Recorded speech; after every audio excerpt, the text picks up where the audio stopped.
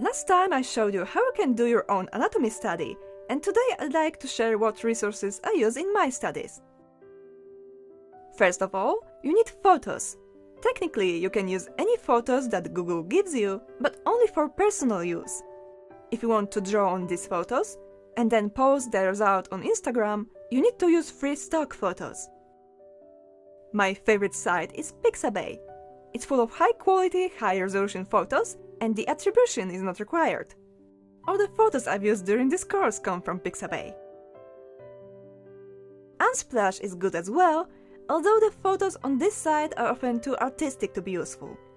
Still, it's good to give it a chance if you can't find enough good references on Pixabay. Let's talk about books now. The Animal Anatomy for Artists by Elliot Goldfinger is a must-have for every animal artist. It contains the skeleton and muscle diagrams for many different species, and in case of the horse, cow, dog, and lion, it shows these diagrams in more than one view.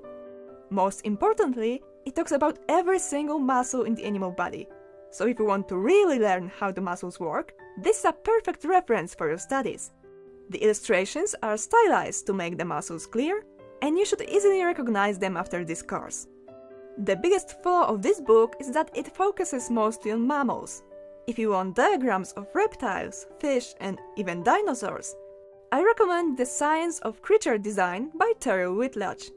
It's full of beautiful illustrations, not only scientific diagrams, but also of the surface anatomy and colors. And it talks about extinct and imaginary creatures as well. If you feel completely overwhelmed by all you have learned in this course, I recommend you get yourself a copy of the Weatherly Guide to Drawing Animals by Joe Weatherly. This book will allow you to see how another animal artist applies the same knowledge to his drawings, and this different perspective will help you organize the information in your head. One last thing. Studying photos or illustrations of animals is very convenient, but let's not forget that we want to draw actual live animals. After this course, you should be ready to draw studies of real animals, for example, in a zoo. This will allow you to better see the forms and understand how the muscles change their shape during motion. High-quality videos may be a good substitute for this experience. If you want to draw big cats, I recommend Big Cat Tales for some great footage of lions, leopards, and cheetahs. And finally, my recent discovery. If you can get VR goggles, there are a couple of videos available where you can see the animals walking around you. It's the closest experience possible to actually being in the presence of the animal. Because the camera stays in place, you can focus on the part of the body you're interested in without having to pause the video.